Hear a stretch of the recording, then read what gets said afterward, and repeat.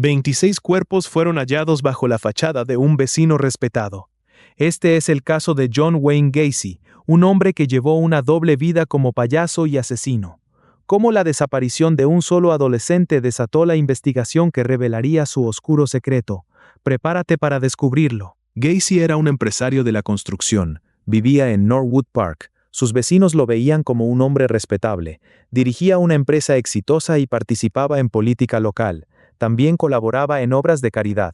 Nadie sospechaba de él. Esa imagen de ciudadano modelo fue su mejor protección. Los vecinos lo saludaban en la calle. La policía lo trataba con cortesía. ¿Tú qué piensas? ¿Pudo evitarse? Sin embargo, bajo el piso de esa casa se encontraron 26 cuerpos. El olor era fuerte. Nadie lo investigó a tiempo. El espacio bajo el piso se llama crawl space. Es un área reducida entre el suelo y el terreno. Gacy enterró allí a la mayoría de sus víctimas. Otras 3 fueron enterradas en distintos puntos de su propiedad. 4 más fueron arrojadas al río Des Plaines cuando ya no quedaba espacio. Gacy actuaba como payaso en fiestas de niños. Esa imagen de persona amable le permitió ocultar sus crímenes durante años. La policía lo investigó solo cuando Robert Piest desapareció. El caso muestra cómo la respetabilidad social retrasó la justicia. Según la documentación policial, la desaparición de Piest fue el punto de quiebre. Gacy atraía a sus víctimas a su casa, les proponía un truco de magia con esposas. Una vez inmovilizadas, las violaba y torturaba. John Wayne Gacy nació en Chicago en 1942. Creció en un hogar marcado por la violencia de su padre.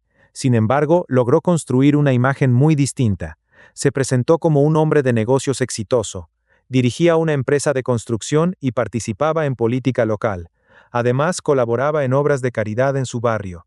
Los vecinos lo veían como alguien confiable y generoso. Gacy también actuaba como payaso en eventos benéficos. Se llamaba Pogo. Visitaba fiestas de cumpleaños y actos infantiles. Esta actividad lo hacía aún más popular en el vecindario. Nadie imaginaba que detrás de esa sonrisa se escondía otra realidad. Su doble vida pasó desapercibida durante años. Entre 1972 y 1978 asesinó al menos a 33 jóvenes. La primera víctima conocida fue Timothy McCoy en 1972. Durante su divorcio en 1976 aumentó la frecuencia de los crímenes.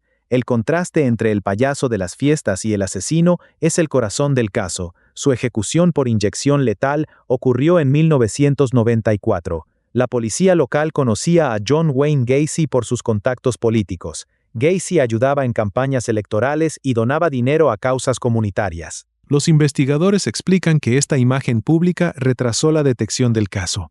Gacy parecía un ciudadano modelo. Por eso la desaparición de Robert Piest fue clave. Esa investigación reveló lo que nadie había visto antes. El contraste entre su vida pública y sus crímenes sigue siendo el centro del caso. La policía local lo conocía por sus contactos políticos. Gacy ayudaba en campañas y donaba dinero a causas comunitarias. Esa reputación le dio protección. Cuando se presentaban quejas o rumores, pocos los tomaban en serio. La fachada de respetabilidad funcionó como escudo durante 6 años.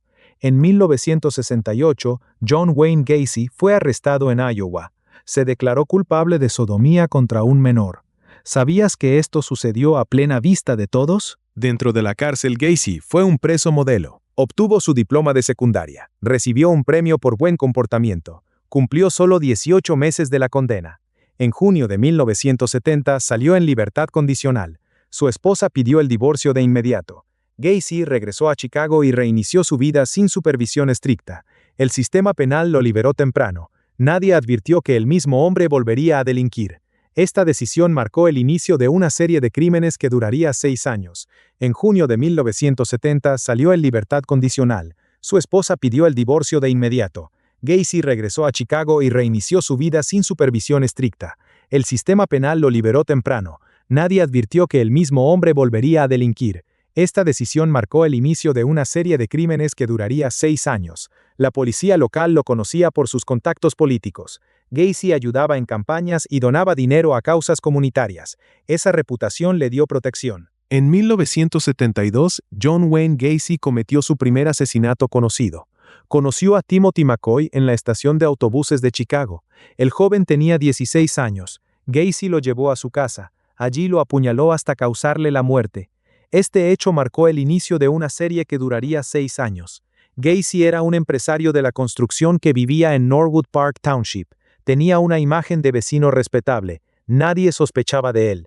El crimen contra McCoy fue el primero de al menos 33 asesinatos. La investigación posterior reveló que Gacy atraía a sus víctimas con promesas de trabajo. Luego las llevaba a su casa.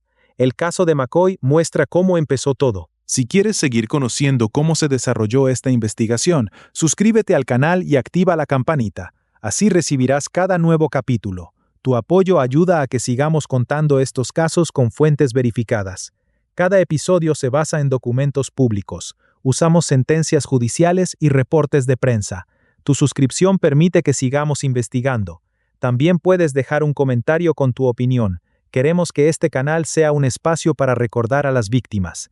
La historia de Gacy muestra cómo una fachada de respetabilidad puede ocultar crímenes graves. Suscríbete para no perderte los próximos casos. Tu apoyo es importante para mantener el canal activo. Gracias por acompañarnos en esta investigación. Entre 1972 y 1976, Gacy perfeccionó su método. Atraía a jóvenes con promesas de trabajo o amistad. Los invitaba a su casa. Una vez allí, los engañaba para que usaran unas esposas. Decía que era un truco de magia. En realidad, los inmovilizaba. Luego los violaba y los estrangulaba con un garrote. Este sistema le permitió actuar sin levantar sospechas inmediatas. El garrote era un palo que retorcía una cuerda alrededor del cuello. Gacy usaba este método para matar por asfixia. Entre 1972 y 1978 asesinó al menos a 33 jóvenes. La mayoría fueron enterrados bajo el piso de su casa. El espacio se llama crawl space. En 1976, Gacy empezó a aparecer como Pogo el payaso en fiestas infantiles. La misma persona que enterraba cuerpos bajo su casa saludaba a los vecinos con maquillaje y globos. Esta doble vida le dio cobertura social. Nadie relacionaba al empresario respetado con los jóvenes que desaparecían. Gacy participaba en eventos de caridad. También actuaba en cumpleaños de niños. Los vecinos lo veían como un hombre generoso. Su imagen de payaso bonachón contrastaba con sus crímenes. Entre 1976 y 1977 aceleró los asesinatos. Mató cerca de 2 docenas de víctimas en ese periodo. El apodo de Killer Clown surgió después de su arresto. Hay 2 versiones de esta historia, y todavía se discute quién tiene razón. En el mismo periodo en que Gacy enterraba cuerpos bajo su casa, también actuaba como payaso en fiestas infantiles. Esta doble vida es el centro del capítulo.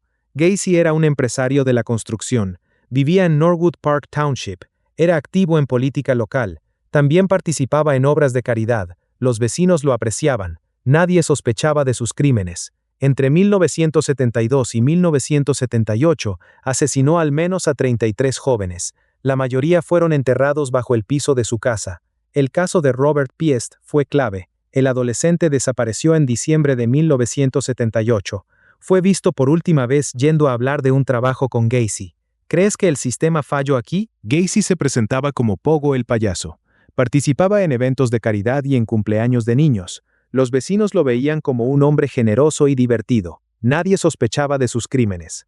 Entre 1976 y 1977 mató cerca de 2 docenas de víctimas. El olor de la descomposición en su casa era fuerte. Nadie lo relacionó con Gacy a tiempo. La policía lo vigilaba por otros motivos. El caso de Robert Piest fue el que lo llevó a la justicia. Gacy fue arrestado el 21 de diciembre de 1978.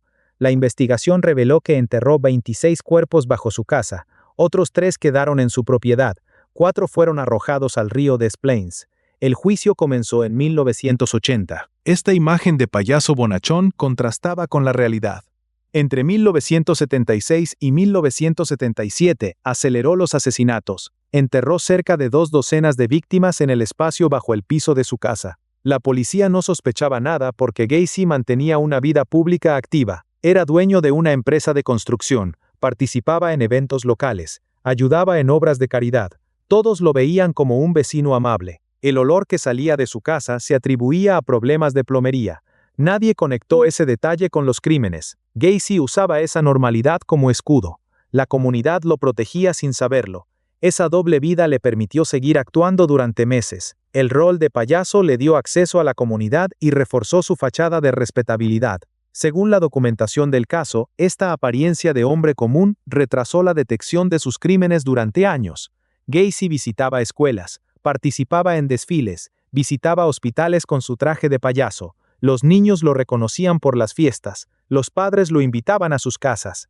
Esa cercanía le permitía elegir víctimas sin levantar sospechas. La prensa local lo presentaba como un empresario generoso, los políticos locales lo apoyaban. Nadie revisaba su pasado en Iowa. El sistema lo había liberado sin alertas. Esa confianza pública fue su mejor defensa. Este capítulo forma parte de la serie Crónicas. Fue producido con asistencia de inteligencia artificial. Fuentes: Wikipedia y Británica. El caso de John Wayne Gacy muestra cómo una fachada de normalidad puede ocultar crímenes graves. La investigación policial y la documentación oficial revelaron los hechos. La sentencia y la ejecución cerraron el proceso judicial. La historia quedó registrada en archivos públicos y en la prensa de la época. Gracias por acompañarnos en este episodio. Recuerden que la información proviene de fuentes verificadas y abiertas al público. Entre 1972 y 1978, Gacy atrajo a sus víctimas a su casa. Les ofrecía trabajo o un truco de magia. Una vez dentro, las engañaba para que usaran unas esposas. Quedaban inmovilizadas. Entonces las violaba y las torturaba. Las mataba por asfixia o con un garrote.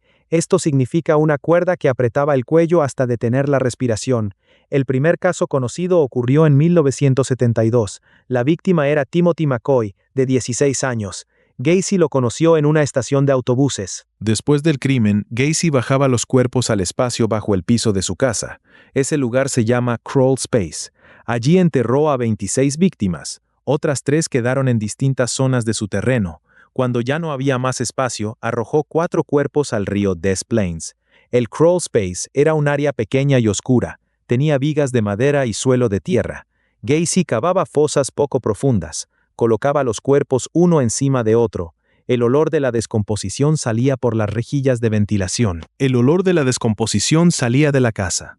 Los vecinos lo notaron, pero nadie investigó a tiempo. Gacy seguía siendo el empresario respetado y el payaso de las fiestas. Esa fachada mantuvo oculto el crimen durante años. El espacio bajo el piso de su casa en Norwood Park Township albergaba los restos de 26 víctimas. El hedor era constante. Nadie asoció ese olor con algo criminal. Gacy continuaba con su vida pública, asistía a eventos benéficos, participaba en política local, saludaba a los vecinos como un hombre común y trabajador. La comunidad lo veía como un empresario exitoso de la construcción. Nadie sospechaba que bajo sus pies yacían los cuerpos de jóvenes asesinados. La doble vida de Gacy se sostenía gracias a esa imagen impecable. ¿Te imaginas vivir al lado de algo así? Todo cambió con la desaparición de Robert Piest. El joven fue visto por última vez yendo a hablar de un empleo con Gacy. La policía lo vigiló. El 21 de diciembre de 1978 lo arrestaron. Una segunda orden de allanamiento reveló los restos humanos bajo la casa. La investigación se activó rápido. Los detectives revisaron cada pista. Descubrieron que Gacy tenía antecedentes por delitos sexuales en Iowa. Habían pasado solo 8 años desde su salida de la cárcel. La policía de Des Plaines conectó los puntos. El contratista local con buena reputación era el mismo hombre que había cumplido condena por sodomía. La vigilancia constante sobre Gacy permitió reunir evidencia. El arresto afuera del McDonald's en Niles fue el punto de quiebre. El 11 de diciembre de 1978, Robert Piest desapareció. El joven de 15 años salió de su trabajo en una farmacia. Dijo que iría a hablar con un contratista sobre un empleo. Nadie lo volvió a ver con vida. La tarde era fría. La farmacia estaba en un suburbio de Chicago. Robert necesitaba dinero extra. Un amigo le había mencionado que un contratista buscaba ayuda. Ese contratista era John Wayne Gacy. Robert salió por la puerta trasera. Caminó hacia el auto de Gacy. Nadie más lo vio. La familia esperó su regreso. Las horas pasaron. La preocupación creció. La madre de Robert decidió actuar. Llamó a la policía. Hay 2 versiones de esta historia, y todavía se discute quién tiene razón. La madre de Robert llamó a la policía. La desaparición de un menor activó una investigación inmediata. Los agentes revisaron el último lugar donde lo vieron. Descubrieron que el contratista era John Wayne Gacy. Los detectives tomaron notas, revisaron antecedentes. Gacy ya tenía un registro criminal en Iowa. Había sido condenado por sodomía contra un menor. Cumplió solo 18 meses de una condena de 10 años. Salió en libertad condicional en 1970. Volvió a Chicago y reconstruyó su imagen. La policía de Des Plaines no sabía nada de ese pasado. La investigación avanzó paso a paso. Los agentes visitaron la casa de Gacy. Él se mostró cooperativo, ofreció información. La policía vigiló la casa de Gacy. El 21 de diciembre lo arrestaron afuera de un McDonald's en Niles. Una segunda orden permitió revisar el sótano. El olor era fuerte. Los agentes encontraron restos humanos bajo el piso. La vigilancia duró varios días. Los detectives siguieron cada movimiento de Gacy. Lo vieron en su rutina diaria. Iba a trabajar, saludaba a la gente. Nadie notaba nada fuera de lo común.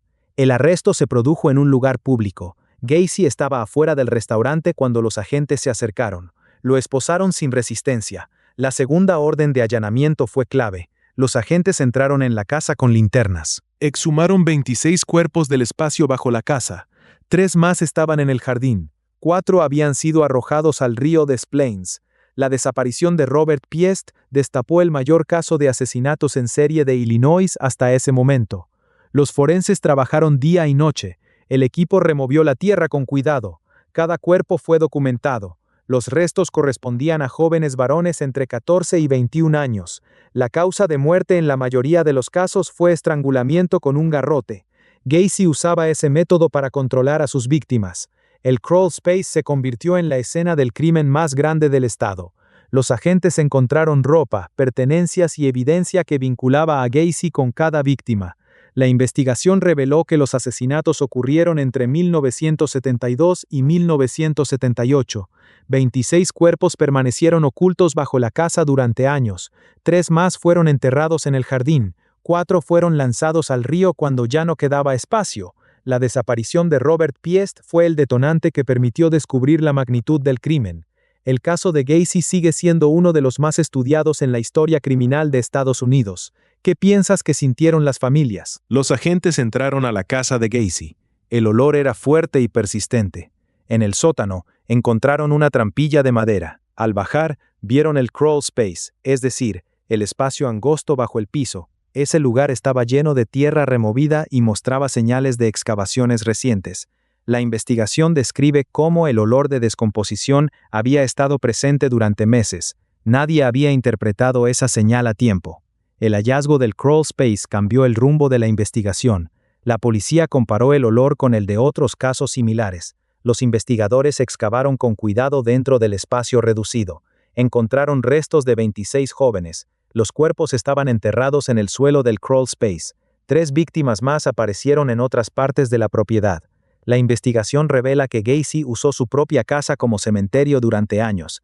El hallazgo de 26 cuerpos bajo el piso mostró la magnitud del caso. La policía documentó cada hallazgo con fotografías y registros detallados. El descubrimiento confirmó que el hombre respetado por su comunidad ocultaba una realidad muy distinta. El juicio contra John Wayne Gacy comenzó en 1980.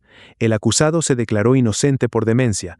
La defensa presentó psicólogos que lo diagnosticaron como esquizofrénico. El jurado examinó las pruebas y rechazó esa defensa. Lo declaró culpable de los 33 asesinatos. La sentencia fue pena de muerte. El juicio reveló detalles de los crímenes y del modus operandi, es decir, el método que Gacy usaba para atraer y asesinar a sus víctimas. La investigación compara las declaraciones de testigos con las pruebas físicas encontradas. El veredicto marcó el cierre de un caso que había conmocionado a la comunidad. En el corredor de la muerte, Gacy pintó decenas de cuadros. Muchas obras mostraban payasos. Esas pinturas se vendieron después como objetos de coleccionistas. El 10 de mayo de 1994, las autoridades ejecutaron a Gacy por inyección letal. La sentencia se cumplió 14 años después del veredicto. La prensa cubrió el evento. La documentación oficial confirma la fecha y el método aplicado. Gacy había sido condenado por 33 asesinatos. El jurado rechazó la defensa de demencia. Los jueces consideraron que los crímenes fueron planeados y repetidos. La pena de muerte se dictó en 1980. La fachada de empresario y voluntario comunitario retrasó la investigación durante años. Solo la desaparición de Robert Piest permitió descubrir los cuerpos. Según la documentación oficial y la prensa de la época, la respetabilidad social protegió al asesino hasta el final. Gacy era visto como un vecino generoso. Participaba en eventos locales y ayudaba a organizaciones. Nadie imaginaba que bajo su casa había 26 cadáveres. La investigación avanzó cuando una pista concreta llevó a su domicilio. La policía encontró restos humanos en el espacio bajo el piso. El contraste entre su imagen pública y sus crímenes explica por qué el caso tardó tanto en resolverse. Este capítulo fue producido con asistencia de inteligencia artificial. Este caso muestra cómo la imagen de un hombre respetable puede ocultar graves crímenes. Gacy mantuvo esa fachada durante años. La comunidad lo veía como un empresario y voluntario. Nadie sospechaba lo que sucedía bajo su casa. Él dirigía una empresa de construcción, participaba en política local, también actuaba como payaso en fiestas infantiles. Esa doble vida le permitió cometer 33 asesinatos sin levantar sospechas. El caso revela que la apariencia externa no siempre coincide con la realidad. La investigación posterior demostró que la confianza social puede retrasar la justicia. El documental examina cómo esa fachada funcionó durante tanto tiempo. La investigación avanzó solo cuando desapareció Robert Piest. La policía siguió una pista directa. Encontró restos en el espacio bajo el piso. 26 cuerpos fueron exhumados allí. La desaparición de un solo joven abrió el caso completo. Piest tenía 16 años. Fue visto por última vez cerca de la casa de Gacy. Los agentes vigilaron al sospechoso durante días. Una segunda orden de allanamiento permitió el hallazgo. El olor a descomposición ya era evidente dentro de la vivienda. Los investigadores descubrieron que Gacy había enterrado a la mayoría de sus víctimas bajo el suelo. 4 cuerpos más fueron recuperados del río Des Plaines. La pista de Piest reveló todo el esquema criminal. Este capítulo cierra la serie sobre John Wayne Gacy. La historia recuerda que la apariencia no siempre refleja la realidad. Gacy mantuvo una imagen de empresario respetable mientras ocultaba sus crímenes. La desaparición de Robert Piest fue el punto de quiebre. Gracias por acompañarnos. Este video fue producido con asistencia de inteligencia artificial. Suscríbete para más casos documentados. La documentación oficial y la prensa de la época son las fuentes principales de esta investigación.